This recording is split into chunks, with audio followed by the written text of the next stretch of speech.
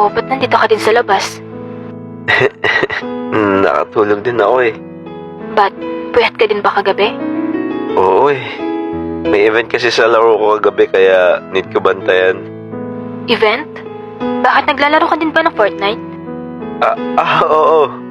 Bakit? Naglalaro ka din nun? Ay, oo. Yun din yung nilalaro ko kagabi. Kasama yung BF ko. May BF ka? Oo naman. Unlike you na mukhang wala man lang love life. Uy, grabe ka. May GF din ako. Baka siguro imaginary GF. Sa itsura mong yan, magkaka-GF ka? Lo, grabe ka naman sa akin. Bakit ikaw?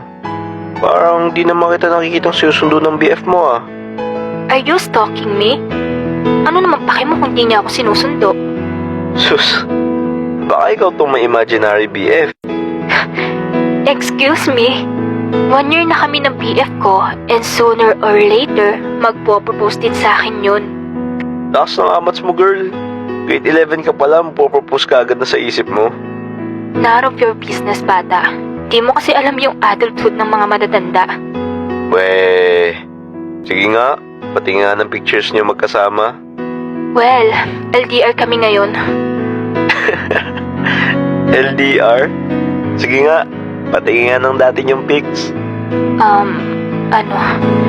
Nasa isa ko kasing phone sa bahay. Tapos wala kang man lang transfer sa bago mong phone? Kahit man lang pang wallpaper mo? Sure ka ba talagang para kayo sa isa't isa? Bagong bili ko lang kasi tong phone ko. Tingin nga. Lo, iPhone 11 pa yan ah. Parang gamit na nga eh. Ba't ka ba nangingialam sa buhay ko? Ba't ikaw? Asan yung pinagmamalaki mong GF mo? GF ko? LDR din kami. Di pa kami nakikita. Sus, puro ka ganyan. Wala ka naman talagang GF. Baka nga siguro nakilala mo lang yan sa Discord tas tinawag mo ng GF. Ay, wow. Ba't ikaw ba? Saan mo nakilala BF mo? Sa Discord. Pero iba kasi yun. At least ako, nakakausap ko siya sa call. So inamin mo na hindi pa rin din kayo nakikita? None of your business. Pwede ba? Huwag na tayo mag-usap. Doon ka sa kabila tumayo. Huwag ka dito sa tabi ko. Pwede ka ba matanong kung pogi ba BF mo? Ay nako. No need to ask. Siya na ata pinakagwapong tao na nakilala ko. Saan kayo nag-uusap? Discord. Tingin niya ng profile? Low-key lang siya kaya wala siyang profile. Di mo yun alam kasi mukhang kawawa naman yung mukha mo.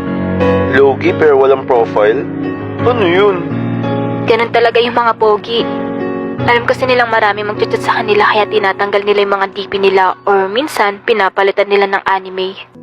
Kahit isang picture wala ka talaga? Ano bang pakimot? Gustong gusto mo makita BF ko? Aagawin mo ba? Yok. Ba't ko agawin imaginary BF mo? May sarili naman akong utak. Nabuyo ka na nga sa akin. Before kita tadyakan. Ano ba yan? Ba't ang ingay nyo? Hindi na nga kayo natutulog. Ang iingay nyo naman. Isa pang ingay nyo, papatawag ko mga parents nyo. Sorry po sir. Hindi na po mauulit. Sorry sir. Kasalanan mo to eh. Ewan ko sa'yo. Doon na ako. Imagine mo na katabi mong BF ko dyan. Mukhang ako yung lamang dito. Sa pagkakataon na yun, parang siya yung nabully ko. Ewan ko, parang lumakas onti yung love ko nung nalaman ko na siya si Kimiko. Ang kulit niya eh. Nakilala ko na kagad siya habang di niya pa ako nakikilala. Pagka-uwi ko nun, chinat ko agad si Kimiko para tanungin kung kamusta yung school niya. Gusto ko kasi malaman yung reaction niya sa akin nun. Parang nakaka-excite kasi since di niya alam na ako yun.